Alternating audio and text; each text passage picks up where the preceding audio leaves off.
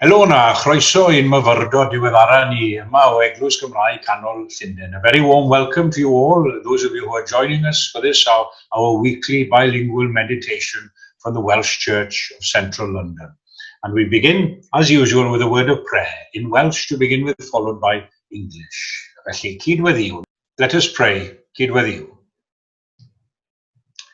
Tir atom ni yn awr wrth i ni geisio dy addoli. A thrwy dy dregaredd ro arweiniad i ni yn ystod y dyddiau sydd o'n blaen.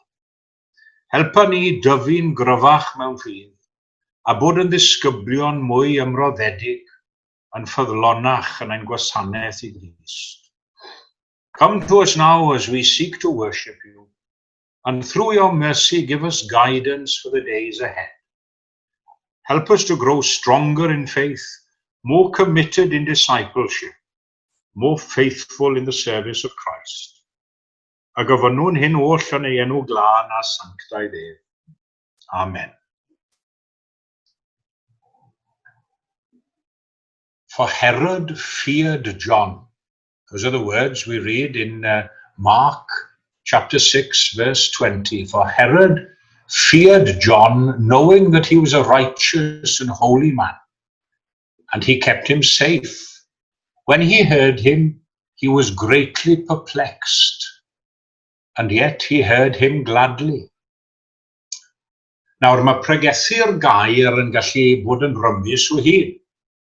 Roedd Iwan Fedyddiwr wedi dechrau ar ei weinidogaeth fel dyn hollol ddinod ac anhysbys i bawb, pregethu yn yr anialwch heb ryw lawer o gynulleidfa o gwbl yn talu sylw ac yn gwrando ar ei neges.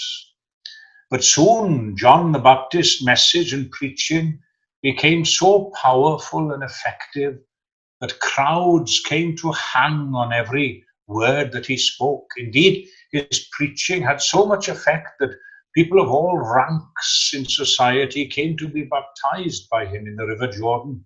Sinners and soldiers, even some of the scribes and Pharisees came to be baptized by him, and of course Jesus himself.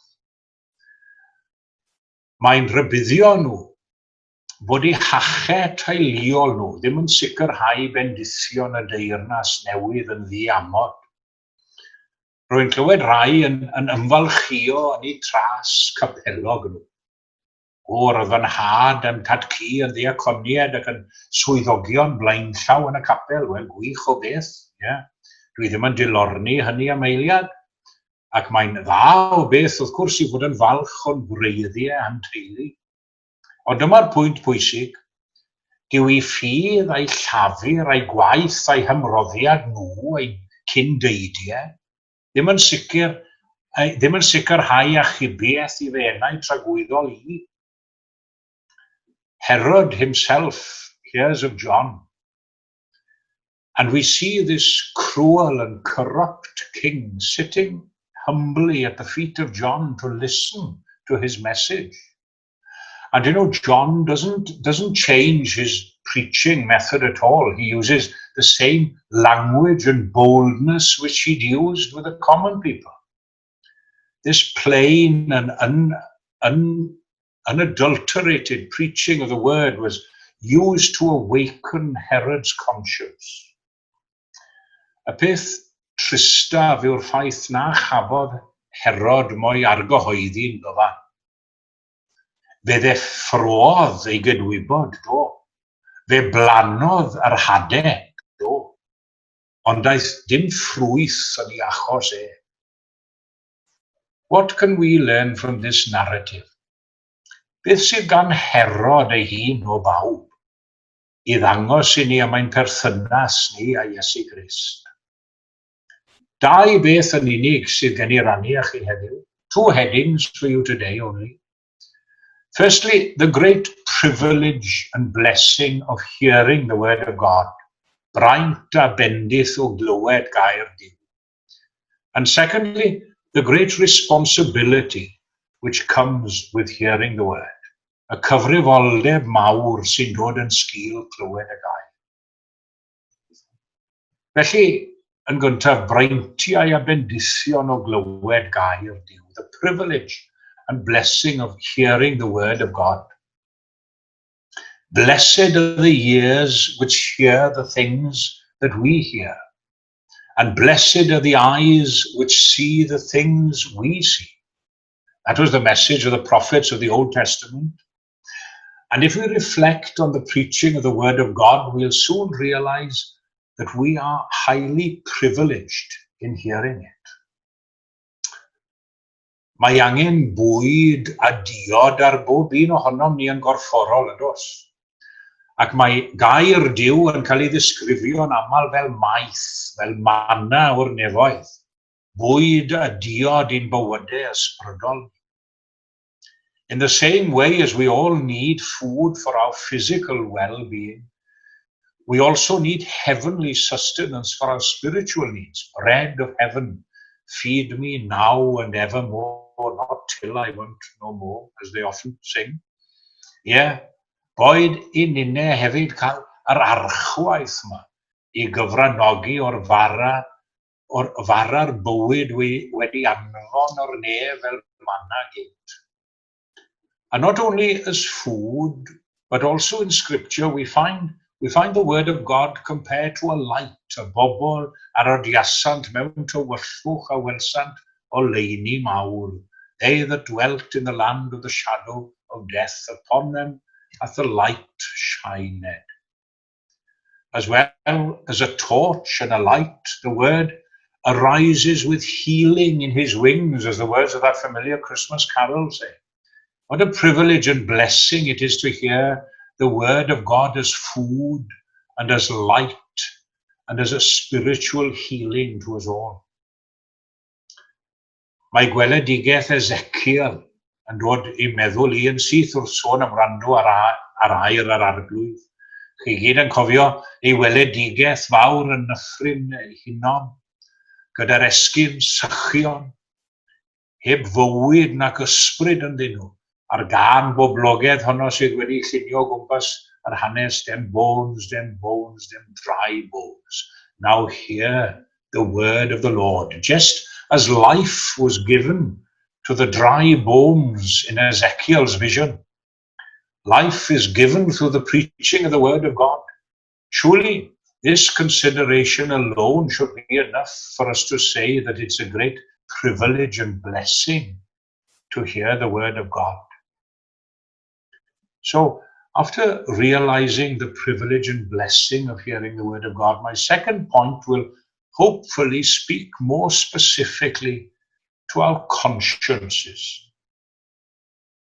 The responsibility which comes from hearing the word, y cyfrifoldeb hynny sy'n dod yn sgil clywed y gair.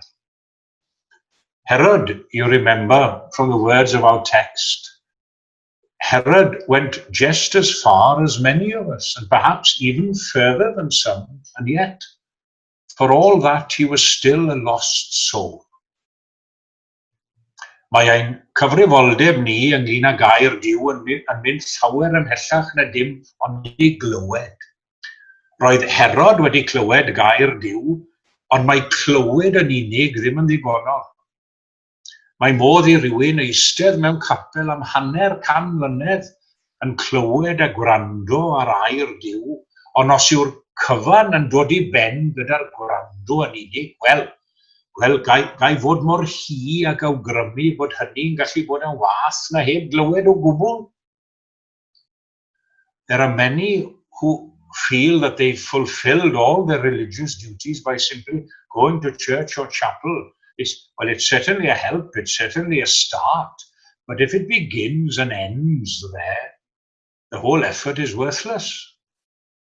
Perhaps this period of not being able to attend places of worship has helped focus the minds of some on what's really important in our religion and Christian witness.